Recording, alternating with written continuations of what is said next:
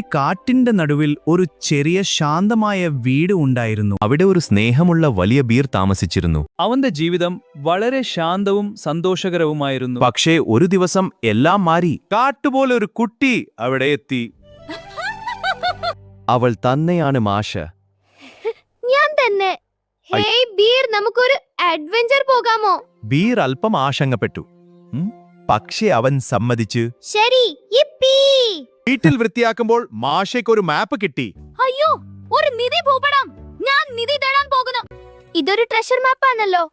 അതെ, അങ്ങനെ തോന്നുന്നു. അതിൽ മാജിക് ഹണിയുടെ സ്ഥലം കാണിച്ചിരുന്നു. നോക്കൂ, മാജിക് ഹണി ഇവിടെയാണ്. മാഷ് ഉടൻ യാത്ര ആരംഭിച്ചു. അതെ, നമുക്ക് പോകാം. ശരി, ഞാൻ പിന്നാലെ വരാം. വേഗം കടി. വഴിയിൽ കുരങ്ങന്മാർ അവരെ തടഞ്ഞു.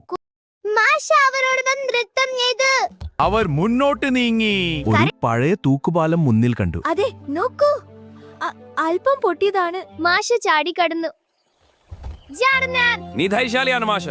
ബീർ ഭയത്തോടെ പിന്തുടർന്നു. വരൂ, ഞാൻ നിന്നെ സഹായിക്കാം. പെട്ടെന്ന് മഴ തുടങ്ങി. അയ്യോ, മഴയാണല്ലോ. അതെ, വളരെ കനത്ത മഴ. മാഷ മഴയിൽ സന്തോഷിച്ചു. യിപ്പി, റെയിൻ. ബിയറും ചിരിച്ചു തുടങ്ങി.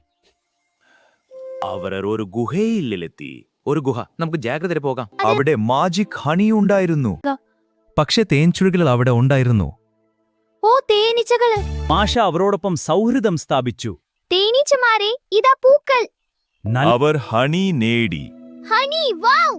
മാഷ അത് എല്ലാവർക്കും പങ്കിട്ടു. കരടി, എല്ലാവർക്കും ഹണി കൊടുക്കാം. ഹണി, എല്ലാവർക്കും സന്തോഷം. എല്ലാവരും സന്തോഷത്തോടെ ആഘോഷിച്ചു. മാഷയും ബിയറും പുതിയ അഡ്വഞ്ചറിനായി തയ്യാറായി. നമുക്ക് പോകാം. അതെ, പുതിയ സാഹസികത.